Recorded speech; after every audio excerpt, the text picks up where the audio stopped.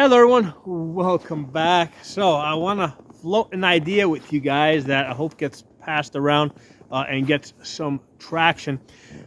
Given that that we have relative control of the executive branch, which includes the ATF, I would like to propose that the ATF change the definition of what is a silencer. Okay, I think that they should redefine a silencer as either, let's say, something that is actually silent, or that reduces, let's say, the sound below maybe 100 decibels. Okay, so I think that's something that they should do. Or the other thing they can do is they can say that a silencer is only a device that specifically matches the item that was patented and called a silencer, right? Because that is a patented item that has that name.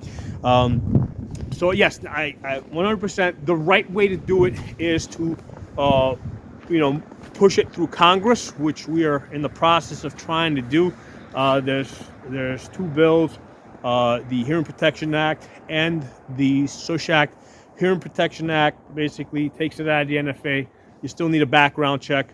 The SUSH Act basically makes it an accessory where you don't need to even go through a background check. Okay, so I hope both of them pass so that we get the benefit of both of them, right? But aside from that, I still would like, because here's the thing, that may or may not go through Congress. Okay, you still gotta get over the filibuster. You still got lots of rhinos, so we may or we may not get that done. I don't know, no guarantee there. Okay, but getting the ATF, our ATF now, right, to redefine the definition of a silencer is something that could be done immediately, okay, that we would all benefit from. And basically, it's using the anti-gunners' tactics against them, because now what's going to happen?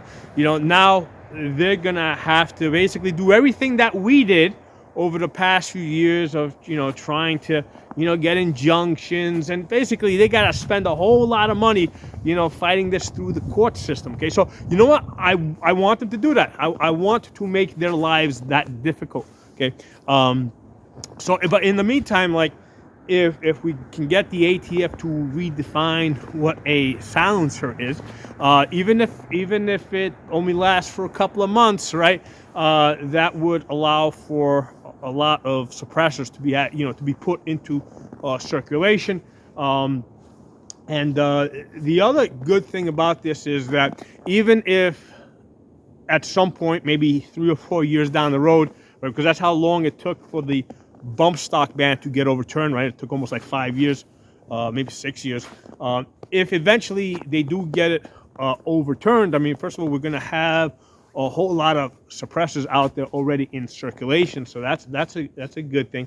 But the other thing that this would do is it would put pressure on Congress, right, to pass a law, right, limiting the ATF's ability to redefine things, all right, and make law. Okay, because if we only allow the ATF to make laws when Democrats are in office, right, basically it's only hurting us, right?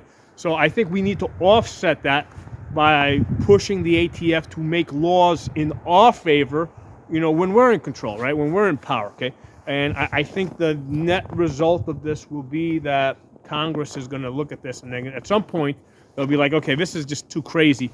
Let's just take away their power altogether so they cannot make laws. Okay. Now, of course, the long-term goal is to abolish the ATF. I've done a separate video on this. You got to be careful with that, because if you can't just abolish the ATF and leave the NFA and the GCA intact, because that's just going to shift the gun, the gun control enforcement somewhere else. Okay, so what I'd like to get done right now is I'd like the ATF to just become a bookkeeping agency.